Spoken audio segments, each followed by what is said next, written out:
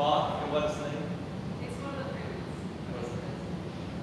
Not that I'm a classical musical fan, but you know, a lot of the cartoons when we were growing up always had classical music behind them and they would play. I'm sure that's where I recognize it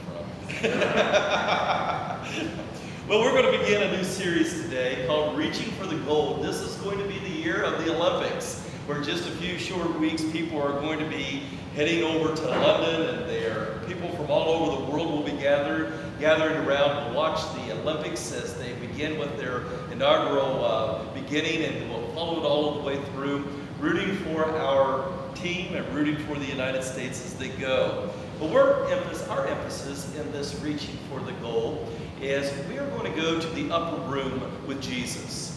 Right before he was crucified, if you'll remember in the Bible, it says that he pulled his disciples into that upper room. It was for a Passover feast, but the Passover feast was going to be different than anything that they had ever experienced. Because Jesus knows that in just a few short minutes, one of the people in this room is going to betray him. One of the people is going to sell him out for just a little bit of change. And life would be different. He would be crucified. Jesus knows this. The disciples in the room don't know it, except for the one. So you have to imagine it like this. Jesus has spent with these men 42 months, 3.5 years. They did everything together. They ate, they slept, they learned, they talked, they cried, they laughed. They did everything together. Very rarely was Jesus ever out of their sight. So Jesus knows that time is of essence. That what he's about ready to say to them has got to be the most extremely important, paramount. It's kind of like when you were in school or high school or college and you would get those cliff notes. Everything that is written in a novel is this big, but the cliff notes are like this, but it covers all of the specific details. This upper room night for Jesus was the cliff notes of everything that he had done, everything that he had taught, everything that he had said. Now, what amazes me about the last verse in the Gospel of John is that it says to us, well, here it is, John 21, Jesus did many other things. If they were all written down, I suppose the whole world could not contain the books that would have been written. Do you get the gravity of that verse? That we have just a few short chapters on the life of Jesus. Matthew, Mark, Luke, John, called the Gospels. And most of those stories are repeated from one Gospel to another. But John says in the last verse, summarizing Jesus, if we were to have written down everything that he said, everything that he did, everything that he wanted us to experience, there would not be enough library shelves in the world to comprehend, to be able to hold the things that Jesus did. So, here we are, 42 months coming to a conclusion. He's got him in the upper room. In a few minutes, he's going to be betrayed. In a few hours, he's going to be hanging on the cross. What Jesus says to them in the upper room is the most extreme importance, and it is a review. It's an overview of everything that he had done over the last 3.5 years. So he looks at his disciples, knowing his time is limited, and he says this to them in John 14. Let not your heart be troubled. You believe in God, believe also in me. In my Father's house are many dwelling places. If it were not so, I would have told you, for I go to prepare a place for you. And if I go to prepare a place for you, I will come again, and I will receive you to myself, that where I am, there you may be also. As he began to teach the disciples during that final night, he wanted to ensure them that even though he was going to be leaving them, he would physically not be with them anymore, that they should not live in a state of fear. Actually, that's the message that he wanted not only for the disciples to hear, but he wanted the disciples in this room, this upper room, to hear that as a believer, that though Christ may not be with us physically, that he would always be with us, and there's nothing to fear. Jesus wanted to make sure that the believers would not suffer a heart condition, spiritually at least. So he writes out a prescription to them. He did not write a prescription that could be picked up at a local pharmacy, but rather the great physician writes out a prescription just the same. The prescription doesn't come in a pill form, it comes in a command form. And he says to believers in that upper room, in this upper room, do not ever be afraid. Well, that's easier said than done, because by nature we're naturally afraid of almost everything. Johns Hopkins University, several years ago, 30 years ago, they did a survey, and they wanted to know what little kids were afraid of. What do you think 30 years ago kids would have listed that they were afraid of? Animals, being in a dark room, high places, strangers, and loud noises. Well, they did the survey again, interviewing children who were small, and asked them what they were afraid of. Do you think the list changed? Today, kids are afraid of divorce, war, cancer and AIDS, being robbed, or being killed. As adults, we have all kinds of fears. It's amazing when you read down through the list of all of the diagnosable phobias that people have. Just to name a few of them, there is a legit fear called aerophobia. Aerophobia is where you have a fear of drafts. There is porphyrophobia, which is, we'd be afraid of Bobby today, the fear of the color purple. For those people who are porphyrophobia. Then there is cataphobia, which is the fear of people, and I have this one, the fear of people with lots of hair, cataphobia. There is stabismophobia, which is the fear of standing or walking. There's the fear of odontophobia, which is the fear of teeth. There's the fear of graphophobia, which is writing in public places. And then there is a fear that I can't imagine anybody having, and that's palydophobia, which is the fear of bald people. I don't understand that one, but some people have that one. Then there is the phobophobia, which is the fear of being afraid. Our fears don't have to be complicated.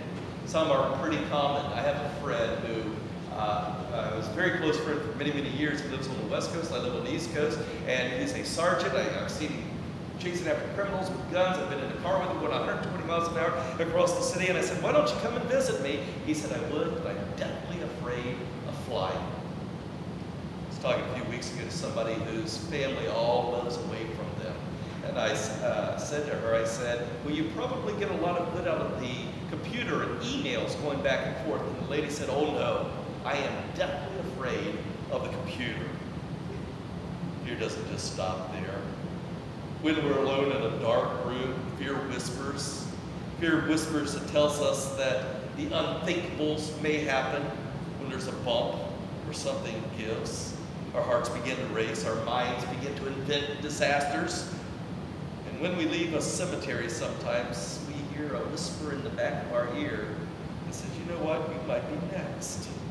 Fear rocks our securities. What if I get cancer? What if my spouse leaves me? What if I get fired? What if I go through a breakup? What if my children rebel? What if I never have the opportunity to get married? They talked about fears and the fears that people have, and they boiled them down to basically this, that 40% of the things that you are afraid of, that you fear, going through your mind at night, will never happen. 40% will never happen. 30% are things that are in the past that can't be changed. 12% are things that are criticism, being criticized by other people that are mostly untrue. 10% are about health, which gets worse with stress. They said out of all of the things that we fear, that really 8% are real concerns, real problems that we may have. So 92% of the things that we're going to go through life fearing is really something we'll never experience. Only 8% of our fears have the potential to be legit. Most of us can relate to Job, which Job in the Old Testament is the oldest book of the Bible. You know what this man said before anything else was written in the Bible? He said in Job 4, he said, fear gripped me, and I trembled, and I shook with terror. I say that to tell you this, that fear has been around for a long time. Before we can swallow the prescription of fearless living that Jesus so boldly spoke about in that upper room, there's some important facts that you need to know about fear and conquering those fears? Let me give those facts to you this morning. The first fact is that fear is a matter of sin. That when I'm afraid, that's normally when sin has manifested itself in my life. When God created man and placed him in the Garden of Eden, there was no such thing as fear. As a matter of fact, you never see any references to fear whatsoever until after the first sin. That's when they became afraid. And as soon as they sinned, in Genesis the 3rd chapter, Adam replied to God, I heard you, so I hid. I was afraid. I was naked. Look who else becomes afraid of after the first sin. In Genesis the 9th chapter, the 2nd verse, all of the wild animals, large and small, and all of the birds and fish will be afraid of you. Fear of animals. It appears that Adam was able to frolic with the lions and the zebras and the elephants, just like they were our domestic little chihuahua or our putty cat in our house. But after sin comes in, we see where man and the woman become afraid, and then we see that the instinct of fear comes in from the wild animals. You see, before sin, there was nothing to fear. The animals were in subjection to man. The garden was without weeds and thorns. Disease and decomposition were unknown. The Garden of Eden was earth at its perfection. Adam and Eve knew what it was like to live in perfection, to live in a life without fear, and then they saw what happened when their faith was replaced with fear. You see, as long as they trusted in God and they had faith in Him to be the God that He said He's going to be, they would never experience fear. Think about it. Within the garden, they possessed all the blessings that they would ever need. Family, love, peace, assurance, joy. And the tempter suggested to them that if they take one little step outside that boundary, that they would receive inconceivable delights. They had everything that they wanted, but Satan says if you do just this little thing here, your ecstasy will be beyond words. It sounded interesting. It sounded very inviting. It sounded just like what Eve needed after a long week. So she looked both ways before crossing God's line, and then she took one tiny step, expecting ecstasy. But how wrong she was. The product which was advertised was nothing like it had promised. Instead of stepping into utopia, she was run over with a Mack truck that had a license plate on it that spelled out fear. All of humanity has been stepping over that line ever since. In hopes of a little bit more, a business partner skims the profits off the top. In hopes of a little bit more, a out-of-town married businessman goes into a strip club. In hopes of a little bit more, you scan the block and then you pull into an old friend's house. In hopes of a little bit more, you do something that deep down you know is going to destroy the essence of your relationship. And then you cross the line. It happens. The phone rings like it has 1,000 times before, but now, all of a sudden in the back of your mind, you're thinking somebody saw it. The doorbell rings like it has 1,000 times before, but now you're thinking maybe it was reported. The mailman comes to your door like he has 1,000 times before, but maybe this time there's an audit. The spouse walks in, and like they have 1,000 times before, but what if this time? And then you fill in the blank. You see, fear seems like the reasonable choice when you're looking through the guilt-colored glasses. Sin opens the door, and fear enters on the heel with its twin demon, guilt. They pull up seats to our table, guilt and fear. They make themselves home, and they root faith out. They shape your life as they drove Adam and Eve to the bushes, so do they drive us. It's an interesting thing that every time that God makes His presence known in the Old Testament, the New Testament, either personally, by Jesus, by angels, or any other godly means, He normally says the same sentence every time. First sentence. You know what it is? Do not what? Be afraid. Every time that God makes His presence back to people who are driven by fear, He introduces Himself by saying, don't be afraid. In Exodus, the 3rd chapter, speaking of God, or Moses, it says, then He said, I am the God of your ancestors, the God of Abraham, the God of Isaac, the God of Jacob. But when Moses heard this, he hid his face in his hands because he was afraid to look at God. Fear will do one of two things for you. It will either make you run to God, and then your fear will be replaced by faith, or it will make you run from God, replacing your faith with fear. Fear is a sign that sin is someplace in my life, and it is rooting out God. You see, fear and faith cannot cohabitate in the same heart. You will give one to the other, but you cannot have both. The second fact about fear, understanding that, is that fear is a matter of what we focus on. Fear is what you're focusing on. In Genesis, the 3rd chapter, it says that the moment that Eve and Adam crossed that line, their eyes were opened, and they suddenly felt shamed at their nakedness. So they strung fig leaves together around their hips to cover themselves. The Lord called out to Adam, "Where are you?" He replied, "I heard you, so I hid, and I was afraid because I was naked." What happened to the peace, the perfect place that the Garden of Eden provided? You see, Adam and Eve's peace of mind vanished, and their focus, all their attention shifted from God's power to their weakness. They became afraid when they realized how weak they were, and they forgot how powerful God is. They instantly developed a fear driven by tunnel vision that could see nothing but an oncoming train. A few months ago, I was at a grocery store, and the place was packed, and there was an elderly couple who were unloading their groceries out of the cart into their trunk of the car. And so I was at the back of the parking lot. I thought, I'm just going to go up to them and say, "Hey, when you finish doing that, I will take your cart for you. That way I need the cart, you don't need it, and I'll save you a few steps." So I walked up and I kind of stood there for a minute, and then they didn't turn around, and finally I went like that, and when she turned around, she let out an earth-shaking scream like I have never heard in my life. People stopped to see what I was doing, and I immediately knew what was going on. She was suffering from apellodophobia, fear of bald people. I knew that's what it must have been. I told her, I said, "I'm not here to hurt you. I just was going to take your cart, and I was just going to, with you and all that kind of thing." She looked at me, and I was still literally clutching her chest. She looked at me, and she said, "Okay, here's my card." Then she handed me her purse, and she handed me her key, anything that I wanted. You see what I'm saying? Here was this elderly couple. Life was good. They're in a safe place. They got their groceries. They're about to get in the car. And in a split second, it wasn't just boom, boom. It was earth-shaking.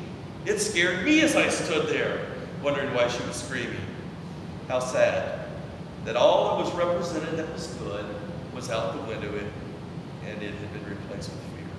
When fear seizes us, nothing else matters. Do you remember when Peter and the disciples had gone out ahead of Jesus on the boat in the Sea of Galilee, and the storm came up? It was 3 o'clock in the morning, and all of a sudden they see this figure coming toward them.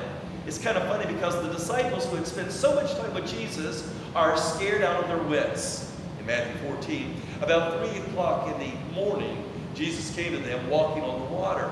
And when the disciples saw him, they screamed in terror. That's what that lady did, thinking that he was a ghost. But Jesus spoke to them at once. He said, "It's all right." He said, "I am here." There's those words that I said he always says, "Don't be afraid." Then Peter called to him, "Lord, if it's really you, tell me to come to you by walking to you on water." "All right, come," Jesus said. So Peter went over the side of the boat, and he walked on the water toward Jesus. But when he looked around at the high waves, he was terrified, and he began to sink. "Save me, Lord," he shouted. Instantly, Jesus reached out his hand. He grabbed him, and he said, "You don't have much faith." Do you see what I'm saying? You're either going to have faith or you're going to have fear. And he had faith, but it went out the back door when fear came in the front, and he was in the presence of Jesus when it happened. 1 John, the 4th chapter, John says, "There is no fear in love, but perfect love casts out all fear. For fear has to do with punishment, and whoever fears has not reached perfection in their love." Your relationship will be determined by fear or faith? Do you have faith in these relationships, or do you have fear? If a person is afraid that somebody's going to do something, they're going to hurt them, they're going to cheat on them, they're going to, the Bible says that's not love. That's fear. You will either be driven by your fear, or you will be driven by your love. The good news is about fear is that it is a choice. We don't have to be afraid. We choose to be afraid. It has no power unless we're looking in the direction that it demands. You have to keep focusing on the object of your fear in order for it to be alive, in order for it to grow. And it actually takes discipline to stay scared. You have to keep focusing on it. You got to keep playing it over in your mind over and over. The cool part about fear is when you change your focus, the fear will vanish. If I focus on the fear, I'll be driven by the fear. If I change my focus, then my fears will vanish. Years ago, I don't know if you ever experienced the type of churches that I grew up in, but I can remember going to revival services, and I remember hearing pastors preach, and they preached what was called hellfire and brimstone sermons.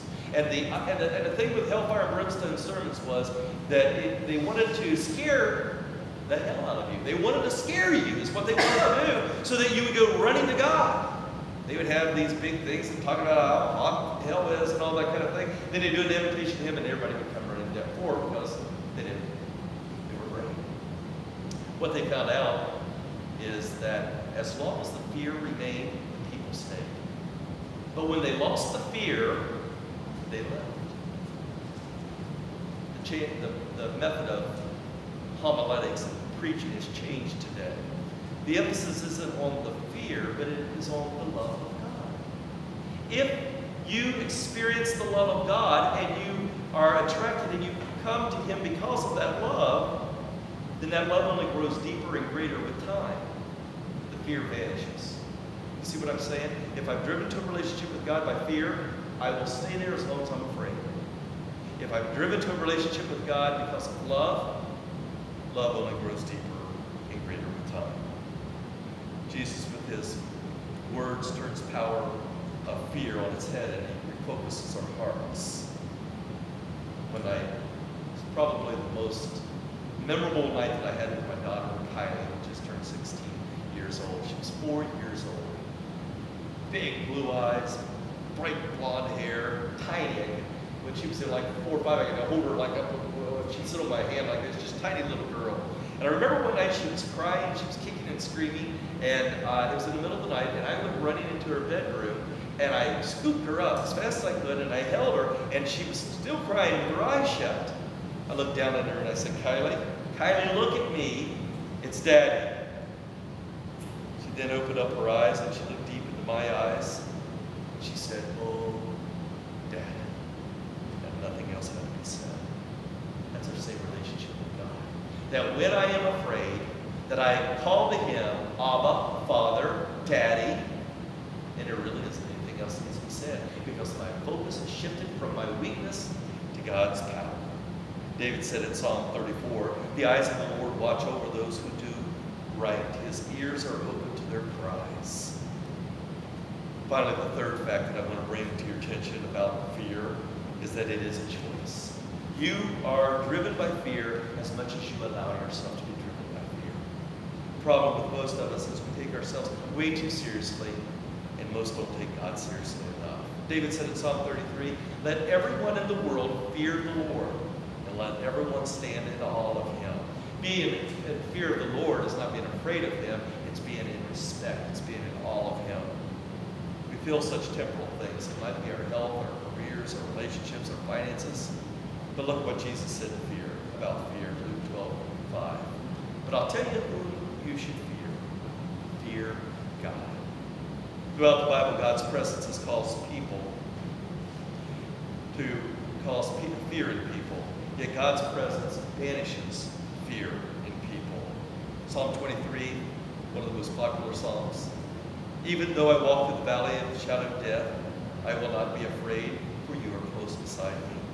Isaiah 12:2, see, God has come to save me. I will trust in Him, and I will not be afraid. Proverbs 1:7, fear of the Lord is the beginning of knowledge. Good news about fear is that It's only as big and as strong as you allow it to be. And sadly, most of us have allowed it to become too big. I had a friend who was an administrator of a large church in Southern California, and they had a bookstore, a Christian bookstore, that when you left, you could go and wander around the bookstore. And so he was telling me the story about a family that went to his church. And he said that one Monday morning, they got a call from a father, and who was terribly embarrassed. He said, "We were in the Christian bookstore yesterday," and he said, "My 8-year-old daughter stole a little kid's Bible out of the bookstore. And when we got home, we were just horrified that she had done this." And he said, "We want her to bring it back, but we want you to represent the church and her giving it back and making this wrong right and teach her a life lesson." My friend said he told him to come on back and that he would talk to her and the family. And he said, "I really didn't know what I was going to say. You know, I didn't want to make her feel worse than what she already did, but the family wanted it to be an object lesson for the little girl." So when he walked in, he asked the little girl what she had done. She began to sniffle. She said, "Well, I saw that book and I really wanted it, and I didn't have any money." Tears forming in her eyes were spilling over her cheek. She said, "So I put it under my coat and I took it. I know it was wrong, I shouldn't have done it, and I'm sorry, and I'll never do it again, I promise." My friend said to her, "I'm glad that you're willing to admit that what you did was wrong and that you're sorry," he said. "That's very brave of you. But what do you think the appropriate punishment would be for this?" She shrugged her shoulders and she said, "I don't know." She said, "The book cost $5. She said, "I guess for me to pay that back?" He said, "Well, yeah, that's what you could have paid for it if you'd have walked in and bought it, but now you've done something wrong. Don't you think there should be a penalty for it?" He looked at her and he said, "Well, if the book costs $5, what if we charge you the $5 and 3 times more? So $20 for the book. Do you think that would be fair?" The little girl, again, with her eyes big and tears coming down, she shook her head yes, but $20 to a kid, that no money is a mountain, so it might as well have been $1 million. Then my friend, using the wisdom of Solomon, he pulled open his desk drawer, he removed his checkbook, and he wrote out a check for $20. And he paid for not only the book for her, but he paid for the penalty as well. When I heard that story, I thought to myself, that's exactly how God feels about us. We make the choices, we invite fear in, we do crazy things, and then we opt to live with them. We go back to God, and God says to us, he says, "You know what? When you go back to that cross, I paid the price for this. Why are you paying the price over and over? Let me pay it for you." It'd be kind of like if you knew that I was a little tight on money, and you loaned me $1 million out of your savings account. You can picture yourself doing that, can't you? You loaned me $1 million with the idea that I have to pay you back, interest-free, $10,000 a month. But every month, before the mailman comes, on the first of the day, I go to write out that check to you, but the mailman comes, and you send me $10,000 to cover my debt to you. In a matter of time, it's paid off. Not by me, but by you. See, that's the way God's love is. That it is so vast, it is so deep, it is so far outstretching, that even when I make foolish mistakes in my life, when I am tempted to live by fear, he says, "Don't do it." I've paid a tremendous price so that you can live fearlessly and in love. Fear. We all face it at times, but now we know what to do. When love comes in the front door, it pushes fear out the back. Jesus says, "Where there is love, there is no